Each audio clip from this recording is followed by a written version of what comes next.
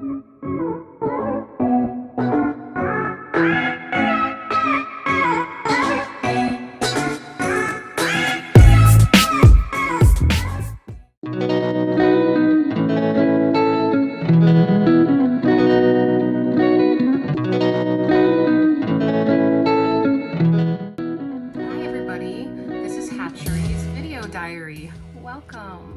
So we're just going to be telling some stories. I'm going to give you a story time this time. I wanted to discuss the couple of years leading up to my realizing I had DID, because, you know, it was a pretty complex story, my road to diagnosis, and even way after diagnosis, my road to actually believing the diagnosis, because I was probably told for about, let me see, about 16, 17 years before I believed my diagnosis that that's what people were starting to think. In 2003, they started discussing DID in my medical notes. And then a few years later, they started asking me questions about it, and I don't know, I was in severe denial. But anyway, so one of the things I noticed in the 2 years prior to us, like me discovering that I really had this disorder, was I noticed, I didn't know at the time, I knew something was wrong. I knew I couldn't control myself in certain instances, and it started happening more and more that I was aware of. Now, these things were probably always happening, but I had amnesia for them, so I didn't know. So I think this is like 2 years prior to me knowing, my amnesic barriers lowered a little. But you have to know, I don't have internal communication.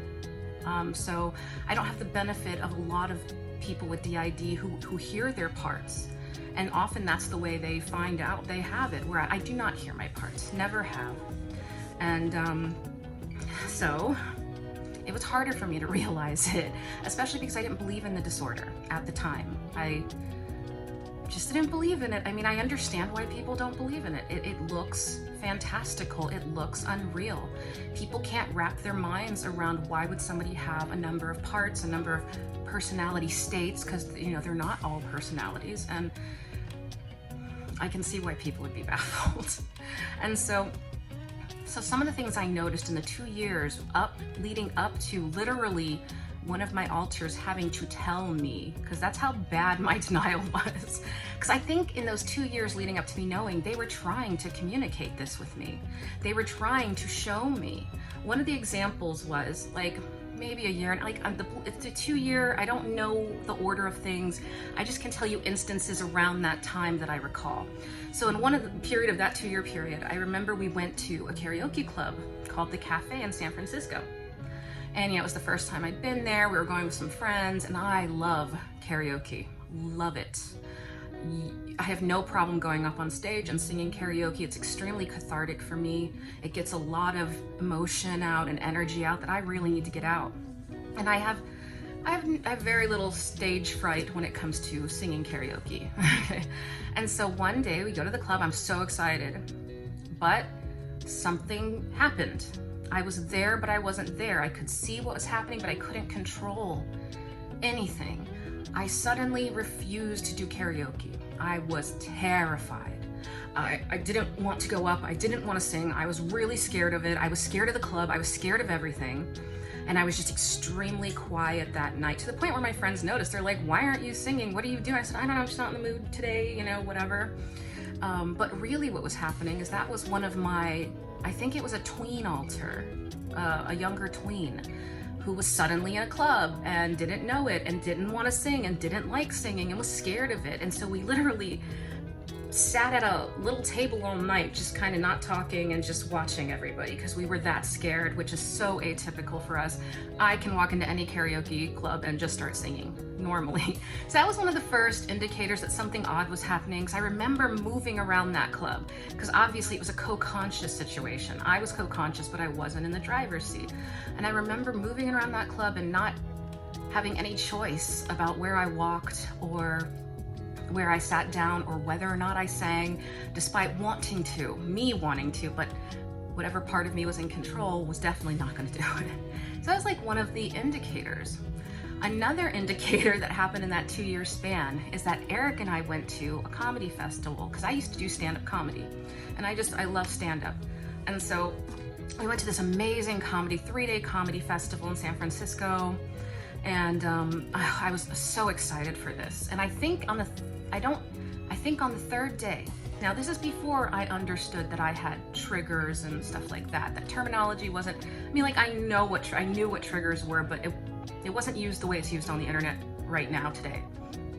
And so I went to see my favorite female comedian in the whole world, Maria Bamford. She's a genius. I've never met a female comedian that can compare intellectually to her. I don't know why I love female comedians and male comedians. So, you know, I'm so excited. I've been watching this woman since I was 14 years old, and I was so excited. And so what happened was, I had these wonderful seats right near the front of the stage, maybe 3 or 4 rows back. Great seats. And these 2 girls came and tried to take my specified seat. And this was the one show I came to this festival for. Okay, well, apparently these particular type of girls, the way they were behaving, them trying to take my seat was a trigger. Okay. And looking back, and also because of information I got from Red came out. Red came out, and I remember being in the background like I have been before. So, I mean, I didn't know that this is what was happening. All I knew is I could not stop screaming. I was extremely angry. I could not control my body. I could not control my mouth. And I was extremely embarrassed, and it just wouldn't stop. Okay. So I can't remember it all, but I know that I got very like really a way you should not be in a public space. Okay, this is before I knew I had DID. So it was like, but I couldn't control it. And so I watched myself basically say, "You get the fuck out of my seats, I'm not sharing my seats." And then like, I grabbed my stuff and I threw my stuff on like 3 seats, and I jumped over the aisle to take the seat. Cause you know, that's normal to do at a comedy show. But luckily it was a huge auditorium. It was before the show started. I think if I'd gone on and on, people would have known. And then the show started, and I was still like triggered and angry. And I sat there with my hand, like I had like crap in one seat, crap in another. And I was just like fiercely looking at my favorite comedian. And she saw me. I know she did, because I've been on stages like that, and you can see the first 10 rows, you know? And so she was looking, because I was behaving odd, okay? And this comedian, she has mental health issues. She has bipolar disorder. She knows mental health. That's some of the stuff she talks about. It's one of the reasons I love her, and she understands it deeply. And so I noticed her noticing me, because I was still being a little loud, and I was watching her fiercely, like rage watching my favorite comedian. I was like, "I'm gonna watch you. I'm gonna listen to your jokes." You know, like I was just so mad. And I know she was just looking at me in the eye, and she could tell that there was a mentally ill woman doing something weird at her show. But of course, you know, nothing happened. And I just remember just sitting there fiercely, like watching her and like looking back at those girls, because they had to change seats. That was an indicator. That was Red. That was Red. She told me later, when I had my amnesic barriers lowered, that was me that day. And I was like, oh, that makes a lot of sense now, you know? So I had a number of these episodes like that, things I would never do in public.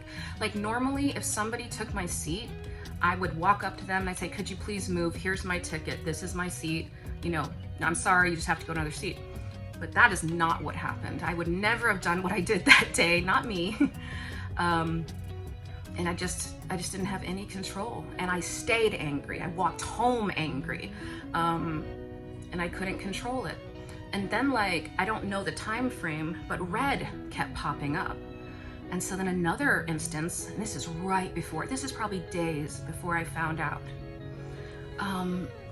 There was some topic on the news and Eric and I were discussing it, and I suddenly had, I was very like red, very angry, and suddenly I had a very particular opinion on this subject. Opinions I've never had a day in my life. The opinion was the opposite of what I believed, and yet I went off on an angry speech about why this is wrong and why they shouldn't do this. And Eric is like, what are you doing? You are not yourself. I said, I am myself, you know? And then tears came out of my eyes, but I didn't feel like I was crying them. It just felt like water running down my face. And then that was red again. Had an opinion about something that was very different from my opinion, very different from my opinion, the subject. And that's what shocked me. I was like, I don't know why I said that. I don't know. I don't believe that. I don't agree with that opinion. I don't know why that came out of my mouth, kind of thing. But then maybe 2 days later, I went into the shower. And that is because I feel like my altars for maybe 2 years were giving me all of these signs. They were showing me who they were. But I just kept saying, I'm weird, I guess, and moving forward, because that's what I've done my whole life. When something odd happened, I would go, I guess I'm crazy, and keep moving on, because I didn't know what else to do. And so this was another one of those things. All these incidents kept happening, and I just kept saying, I guess I'm nuts, and kept moving forward and trying to ignore these things. And so I think because I refused to not be in denial, like in a way that I didn't understand. Literally, Lola Blue finally, I took a shower one day, she literally had to materialize before my eyes, like my height, not like a hallucination, like someone else projecting their internal visual imagery in front of you. And she just stood there and she said, we have DID. We have it. We have it. I'm Lola Blue. And then I went, because I'm not a hallucinator, okay? So then I was like, I got out of the shower and I said to her, well, I have DID, you know? And so what I did as soon as that happened with Lola Blue is I called the team that I used to see at UF. My psychologist, the one who originally diagnosed me with it, I called him. And so like a week later, he calls me back because, you know, I used to be a student, but I'm not. So he had to go through a number of committees to get permission to call me back. So it took a week. So basically he calls me and all I say to him, the first thing I say to him is like, hey, how are you? Do I have DID? And he's like, yes, you have DID. Like he was laughing because it was, I don't know if I've asked him this question before maybe or what, but I remember that, him going, yes, you have DID. And I was like, thank you for confirming that. That's what I needed to know because I trusted him. This is a psychologist I would trust with my life. And so after he confirmed it, that's when I started to fully believe that I had it. And then I started looking back through my medical notes. And even in the earliest days of treatment, a few months in, they started mentioning DID behavior. They're like as if DID, you know, like memory loss, seems like switching of identities as if in DID, you know what I mean? But back then in 2003, they were very reluctant to diagnose right away. And so it took years. I mean, like the discussion started in 2003, but it took years, like a few years. And then I still didn't know I had it until I was 42. And so that is the story of how I found out that I have DID. And so, I don't know. I hope you guys enjoyed it. Yes, DID can make you appear very strange sometimes, but just remember, usually systems are not doing things to hurt people on purpose. We're not doing things to inconvenience people. Like, I know that I was a mess at that comedy show, okay?